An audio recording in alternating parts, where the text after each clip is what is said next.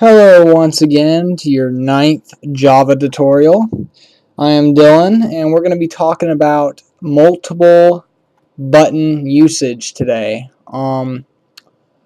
Because last time in one of my other tutorials I kind of only used one button and it'll work for one button, but if you start putting more buttons in there, you probably noticed it doesn't work because it doesn't know which button you're pressing. Well, I wanted to show you my game so far that I made. It's getting pretty intense making it. We got a 3-second delay before the game starts. Then we got a ball. Add some new stuff here. It bounces off. Powers drop down. And then when the power drops down, it makes more balls. Well, this is the power up for multi-ball. But yeah, so it's going good. And I'll be showing you how to make that later, but for now we're on to buttons. Alright, tutorials,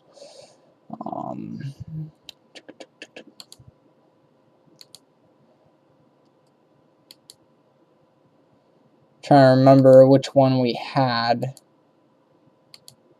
I think it was this one. Yeah, here we go. Alright, so what if we had two buttons? Let's make another button here.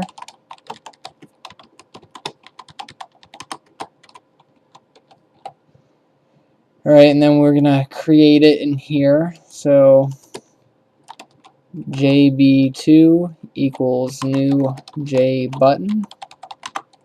And just give it a name. Let's do this one for add count.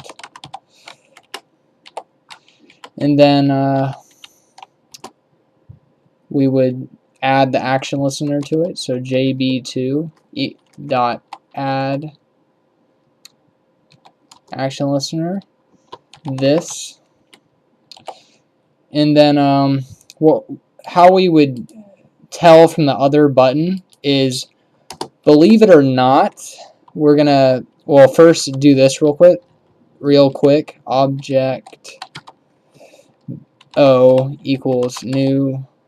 Well, we're gonna I gotta switch this to AE, which it doesn't matter, but I like switching it. So AE dot get source. Now what this is going to do is it's going to search for wherever the action performed happened. So if you click the minus button, it would go get that. If you click the other button, it would go get that button. But oh, I spelled it wrong. There we go. And believe it or not, an object is the very basic thing that we use in Java object-oriented programming.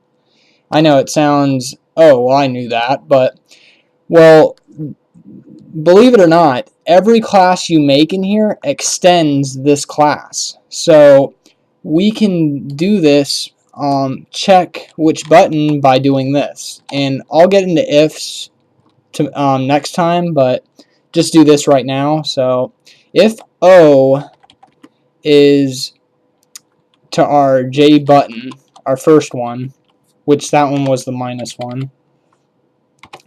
So if it's the first button, I want you to minus the count. Else if the button equals J button 2, then I want you to add the count.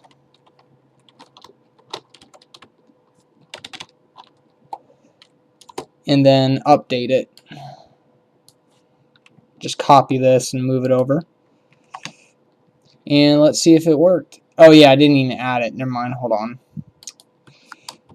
Sorry about that. C.add J button 2, and we'll just move it to the border layout dot west.